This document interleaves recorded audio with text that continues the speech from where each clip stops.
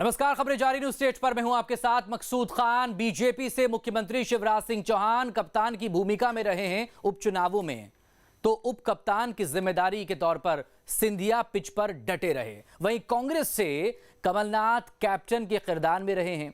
हालांकि आखिरी दौर में दिग्विजय सिंह ने भी कुछ सियासी शॉट्स मारे हैं। किस सीट का सियासी इतिहास क्या रहा है और किसके पक्ष में जा सकता है हार और जीत का ट्रेंड, कौन होगा मैन ऑफ द मैच, ये सब कुछ हम आपको बताएंगे अगले आधे घंटे में सत्ता के इस सुपर ओवर में।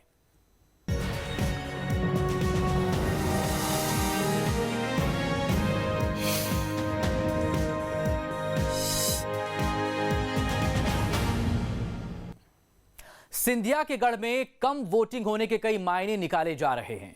कांग्रेस जहां इसे अपनी जीत का संकेत मान रही है, वहीं बीजेपी को इसमें कांग्रेस की हार ज्यादा दिख रही है। क्यों और कैसे, इस रिपोर्ट में देखिए।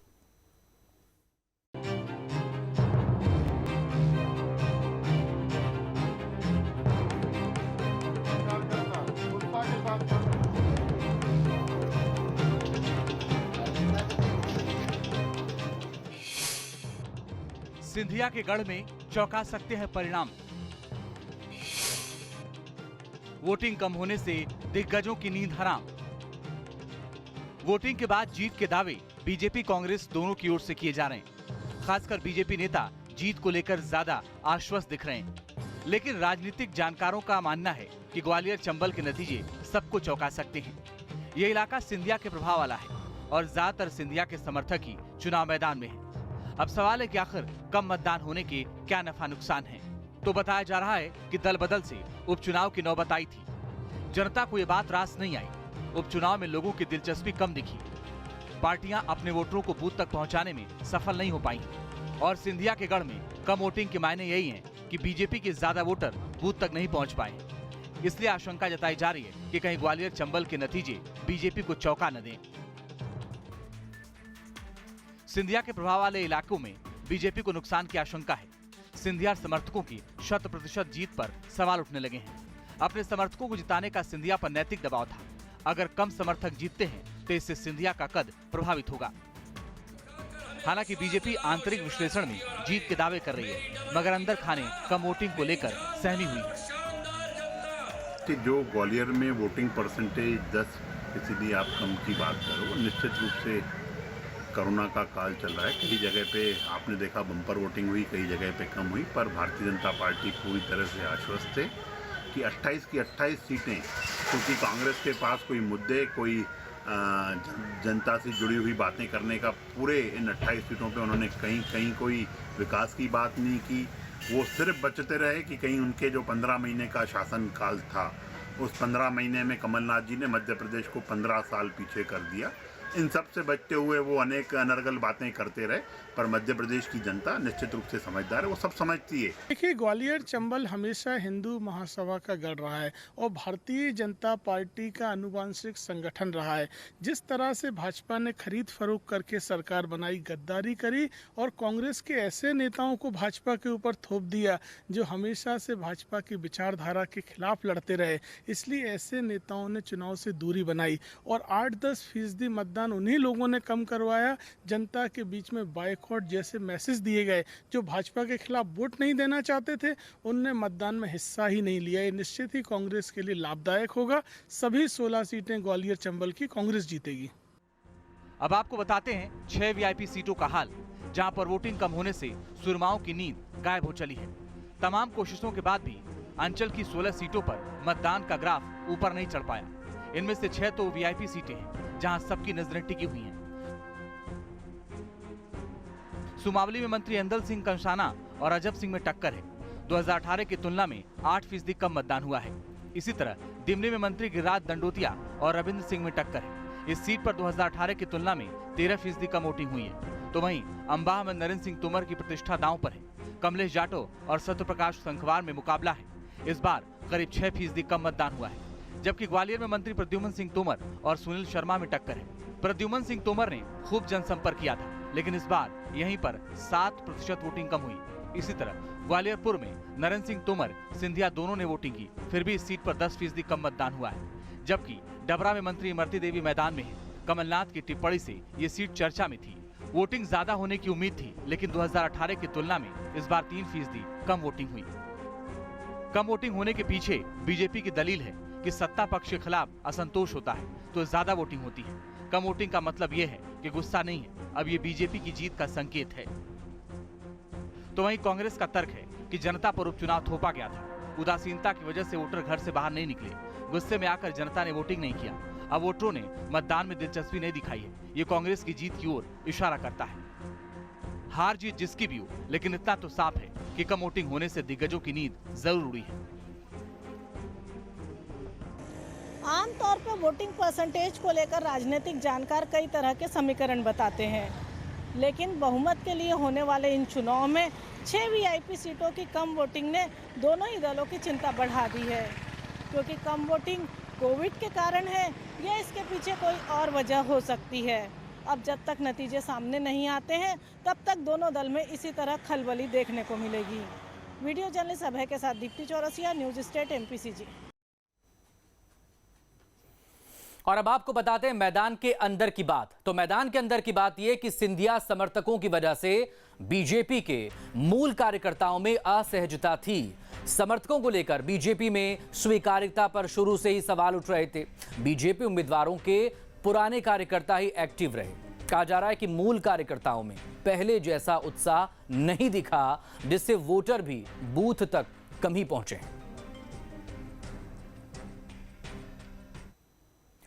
इन सब के बीच सवाल और भी हैं। सवाल ये भी, क्या बीजेपी असंतुष्टों ने मान मनोबल के बाद भी साथ नहीं दिया है? ऐसा इसलिए कहा जा रहा है क्योंकि जिस तरह से वोटिंग के बाद कार्रवाई हो रही है, नोटिस भेजे जा रहे हैं, उससे यह लग रहा है कि असंतुष्ट भीतरघात करने में कामयाब हो गए हैं।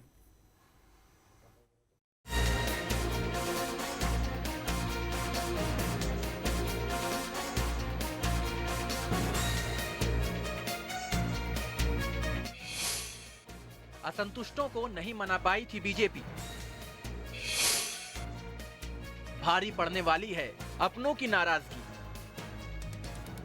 इन सवालों का जिक्र इन दिनों सियासी गलियारों में खूब हो रहा है, क्योंकि जिस तरह से बीजेपी के पुराने नेताओं को नोटिस थमाए जा रहे हैं, उससे संकेत तो यही मिल रहे हैं कि असंतुष्टों को पार्टी मना नहीं पाई और वो पार्टी प्रत्याशी के खिलाफ भीतरघात करने में सफल भी रहे। इसकी आशंका तो पहले से ही थी, लेकिन अब पार्टी जिस तरह से एक एक कर असंतुष्टों के खिलाफ कार्रवाई कर रही है, उससे ये साफ हो चला है कि असंतुष्टों ने बीजेपी को बड़ा नुकसान पहुंचाया है और रिपोर्ट मिलने के बाद ही पार्टी अब एक्शन मोड में है। इस बात की तस्दीक खुद पार्टी के दिग्गज नेता भी कर रहे हैं। देखिए, जैसे जैसे जानकारी आ रही है उस हिसाब से पार्टी कार्रवाई कर रही है। अभी जो जानकारी आई है उसके आधार पर पार्टी ने नोटिस जारी किया है। हो सकता आगे भी कुछ नाम हो, उन पर भी नोटिस जारी। ये मतगणना के पहले की जो भारतीय जनता पार्टी की हताशा है वो साफ नज़र आ रही है। ये बात साबित करती है कि भारतीय जनता पार्टी के कई विधायक, पूर्व विधायक, जिनको प्रत्याशी जो थे, जिनको टिकट मिलने वाला था, उनकी ज़मीन सरकती दिखाई दी और वो लोग अंदर ही अंदर कांग्रेस का काम कर रहे थे। ये भारतीय जनता पार्टी को बहुत देर में मालूम पड़ा और ऐसे अभी 10 तारीख और अभी लगातार भारतीय जनता पार्टी के कई लोगों को ये भारतीय जनता पार्टी से ऐसे नोटिस जारी करेंगे, कईयों को निकालेंगे और 10 तारीख के बाद मैं आपसे दावा कर रहा हूँ कि इसको भारतीय जनता पार्टी के नेताओं को इस बात की जरूरत भी नहीं पड़ेगी। इकट्ठा लाट का लाट कांग्रेस में समावित हो जाएगा। एक एक कर उन सीटों के बारे में भी आपको बता देते हैं जहां बीजेपी को भीतरघात हो जाने की आशंका है। तो सांची में मंत्री प्रभुराम चौधरी बीजेपी के प्रत्याशी हैं। शेजवार परिवार की ये पारंपरिक सीट थी, लेकिन प्रभुराम चौधरी के बीजेपी में आने से शेजवार परिवार टिकट की रेस से बाहर हो गया था। पार्टी ने मनाने की कोशिश की, लेकिन शेजवार की तलखी ना तो कम हुई और ना ही उन्होंने प्रभुराम चौधरी के पक्ष में काम किया। कहा तो यहाँ तक जा रहा है कि शेजवार परिवार ने बीजेपी उम्मीदवार को हराने में कोई कसर नहीं छोड़ी है और इसीलिए बीजेपी ने गौरी शंकर शेजवार को नोटिस देकर 7 दिन में जवाब मांगा है। उपचुनाव के बाद ये पहली कार्रवाई नहीं थी। इससे पहले पूर्व विधायक सत्यपाल सिंह सिकरवार के खिलाफ भी कार्रवाई हुई थी। अनुशासनहीनता के आरोप में सिकरवार को पार्टी से निष्कासित किया गया था। सत्यपाल सिकरवार सतीश सिकरवार के भाई हैं। सतीश सिकरवार ग्वालियर पूर्व से कांग्रेस के प्रत्याशी थे। सत्यपाल सिकरवार पर भाई का साथ देने का आरोप है। सत्यपाल सिंह सिकरवार सुमावली से विधायक रह चुके हैं, लेकिन ऐंदल सिंह कंसाना की वजह से टिकट कट गया था। नाराजगी में बीजेपी के खिलाफ काम करने का आरोप है। ये तो सिर्फ बानगी है, ग्वालियर सीट पर भी भीतरघात की आशंका जताई जा रही है। प्रद्युम्न सिंह तोमर की वजह से जयभान सिंह पवैया रेस से बाहर हुए थे। पवैया को मनाने की खूब कोशिश हुई थी, बावजूद इसके वो कम ही सक्रिय रहे। माना जा रहा है कि पवैया के समर्थक उपचुनाव से दूर ही रहे हैं। मूल कार्यकर्ताओं की उदासीनता की वजह से ही कम वोटिंग होने की भी बात कही जा रही है। इसी तरह की स्थिति हाट पिपलिया में भी होने की बात कही जा रही है। सिंधिया समर्थक मनोज चौधरी की एंट्री से दीपक जोशी के समीकरण बिगड़ गए थे। सीएम के सामने दीपक जोशी ने शक्ति प्रदर्शन भी किया था। बाद में कहा गया था कि दीपक जोशी मान गए हैं, मगर मन से उन्होंने पार्टी के प्रत्याशी के पक्ष में काम किया है, इस पर संदेह जताया जा रहा है। अब सवाल है कि आखिर बीजेपी तमाम कोशिशों के बाद भी असंतुष्टों को क्यों नहीं मना पाई? तो इसके कई कारण हैं।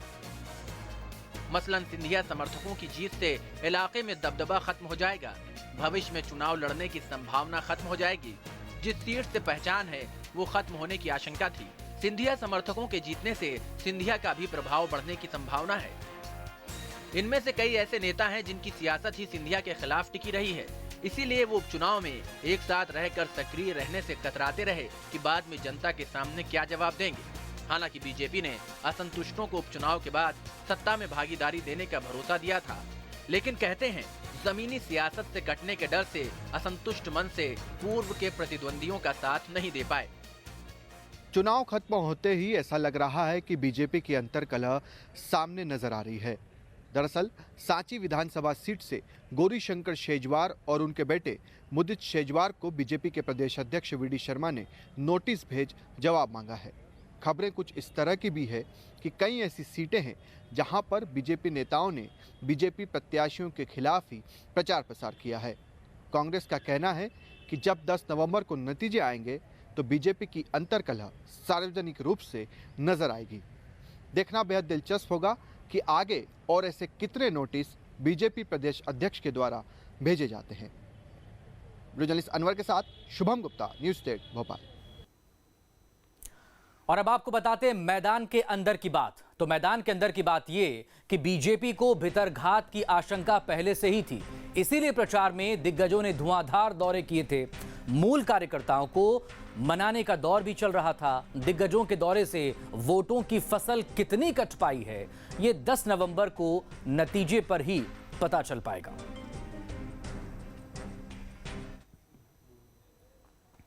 अट्ठाईस सीटों के नतीजों के बाद सूबे की सियासत में कई बदलाव देखने को मिल सकते हैं। 10 नवंबर के बाद सत्ता के साथ साथ पार्टियों के समीकरण भी बदल सकते हैं। अब इस उपचुनावों में किन किन दिग्गजों की प्रतिष्ठा दांव पर लगी है, इस रिपोर्ट में देखिए।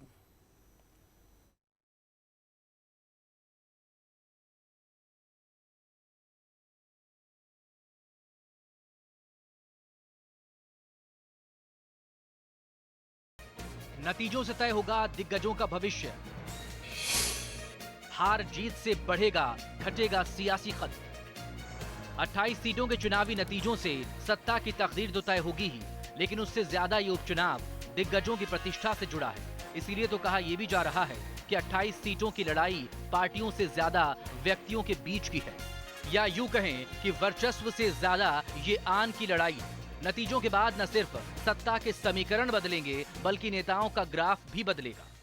प्रदेश के उपचुनाव में जो प्रदेश की जनता ने बम्पर मतदान किया है, उसको देखकर भाजपा के खेमे में घबराहट का माहौल है।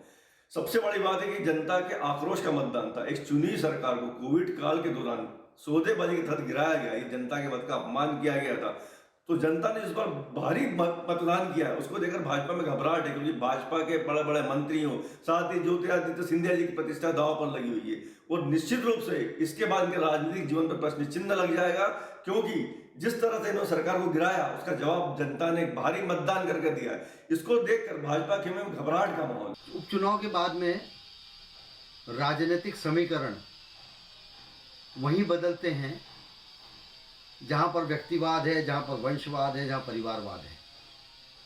कांग्रेस में एक विद्रोह की स्थिति पैदा होगी, लेकिन भारतीय जनता पार्टी की सरकार एक स्थिर शासन देगी, स्थिरता आएगी सरकार में, और जन कल्याण के जो काम रुके हुए हैं वो पूरे होंगे।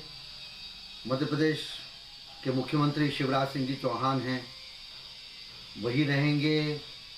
संगठन में जो गति आनी है वो आएगी, क्योंकि चुनाव समाप्त हो जाएंगे और कांग्रेस में नेतृत्व पर न केवल प्रश्न चिन्ह होगा बल्कि नाकारा साबित हो जाएगा। सबसे पहले बात शिवराज सिंह चौहान की, तो शिवराज सिंह के लिए ये उपचुनाव इसलिए खास है क्योंकि बीजेपी की ओर से पार्टी के चेहरा थे, चौथी बार सीएम हैं और पूरा चुनाव इन्हीं के कंधों पर टिका रहा। 2018 के तमाम विपरीत हालातों के बावजूद बीजेपी की सीटें वैसी कम नहीं हुई थी जितना कि माना जा रहा था। इसके पीछे शिवराज को वजह बताया गया था। शिवराज की वजह से ही बीजेपी को कांग्रेस से ज्यादा वोट मिल पाए थे। बीजेपी ने बतौर सीएम शिवराज पर भरोसा जताया। ऐसे में उपचुनाव में भी सबसे बड़ा दांव शिवराज पर ही है। अगर बीजेपी जीतती है तो शिवराज मजबूत होंगे, ज्यादा सीटें जीतने पर चौथी पारी सफल होगी, हार होने पर लोकप्रिय चेहरे का करिश्मा खत्म हो जाएगा। अब बात कमलनाथ की।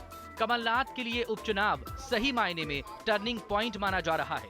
कमलनाथ पार्टी से कथित गद्दारी का बदला लेने के लिए चुनावी रण में जुटे रहे। सिंधिया से बदला लेने के लिए उनके पास सबसे बेहतर मौका था, क्योंकि सिंधिया की वजह से ही कमलनाथ को कुर्सी छोड़नी पड़ी थी। कांग्रेस ज्यादा सीटें जीतती है तो कमलनाथ का कद बढ़ेगा। एक तरफा जीत से कमलनाथ की सत्ता में वापसी हो सकती है। कांग्रेस की जीत से सिंधिया का भी कद कम होगा। कांग्रेस हारती है तो कमलनाथ की साख पर सवाल भी उठेंगे। इस उपचुनाव में सबसे बड़ी चुनौती सिंधिया के लिए है, क्योंकि ये उपचुनाव उनके सियासी भविष्य का फैसला करने वाला है। इसलिए इस पूरे उपचुनाव में सिंधिया अहम फैक्टर रहे। सिंधिया ही समर्थकों के साथ कांग्रेस सरकार गिराकर बीजेपी को सत्ता में लाए। सिंधिया के कंधों पर ग्वालियर चंबल की सीटें जिताने के साथ ही बाकी जगहों पर भी जीत दर्ज कराने की जिम्मेदारी थी। बीजेपी हारती है या कम सीटें आती हैं तो हार को सिंधिया से जोड़ा जाएगा। हार की सूरत में सिंधिया के सरकार गिराने के फैसले को गलत माना जा सकता है। अगर हार हुई तो सिंधिया के साथ उनके समर्थक हाशिए पर चले जाएंगे। बीजेपी की जीत से सिंधिया के फैसले को सही माना जाएगा। सिंधिया का पार्टी के साथ प्रदेश की सियासत में धाक बढ़ेगी। इसी तरह बात करें बीजेपी के प्रदेश अध्यक्ष वीडी शर्मा की, तो 28 सीटों का उपचुनाव वीडी शर्मा के लिए बड़ी चुनौती है। प्रबंधन क्षमता से लेकर रणनीति की भी परीक्षा होनी है। बीजेपी ज्यादा सीटें लाती है तो शर्मा का कद बढ़ेगा। कम सीटें आने या हार की स्थिति में नेतृत्व पर सवाल उठेंगे। तो उधर दिग्विजय सिंह के लिए ये उपचुनाव खुद के कुछ पाने से ज्यादा सिंधिया को हराने के लिए खास है। सिंधिया के साथ ही हारते हैं तो सियासी रेस में दिग्विजय सिंधिया से आगे निकल जाएंगे। कांग्रेस की सरकार बनती है तो बेटा मंत्री बन सकता है। अगर कांग्रेस चुनाव हारती है तब भी ज्यादा खोने के लिए कुछ नहीं है। यानी सिर्फ कहने को 28 सीटों के नतीजे आने वाले हैं। सच तो यह है कि 10 नवंबर के बाद प्रदेश की सियासत में बड़ा बदलाव होने वाला है। मध्य प्रदेश की 28 सीटों पर हुए उपचुनाव कई मायने में कई दिग्गजों के राजनीतिक भविष्य का फैसला करेंगे। देखना दिलचस्प होगा कि आने वाले नए सियासी समीकरण किस करवट बैठते हैं, और ये देखना भी बेहद दिलचस्प होगा कि इनसे कई बड़े दिग्गजों की राजनीति में क्या उथल पुथल होती है। वीडियो जर्नलिस्ट नीरज जावलिया के साथ आदित्य सिंह, न्यूज़ स्टेट, मध्य प्रदेश, छत्तीसगढ़। और अब आपको बताते हैं मैदान के अंदर की बात। तो मैदान के अंदर की बात यह कि 28 सीटों के नतीजे पार्टियों से बढ़कर व्यक्तियों के लिए अहम हैं। जीत से किसी को संजीवनी मिलेगी तो हार से किसी का करियर हाशिए पर चला जाएगा। इसलिए वोटिंग के बाद हर सीट का अपने अपने हिसाब से आकलन हो रहा है, ताकि नतीजों से पहले हार जीत का अंदाजा लगाया जा सके। बात छत्तीसगढ़ की, जहां पर किसानों के मुद्दे पर सियासत गर्म है। धान खरीदी और नए कृषि कानून पर किसान नाराज भी हैं। तो बीजेपी धान खरीदी के मुद्दे को हवा देकर अपनी जड़ें जमाने की कोशिश में है। उधर सरकार का तर्क ये कि बीजेपी को किसानों के मुद्दे पर बोलने का हक ही नहीं है। क्यों, देखिए।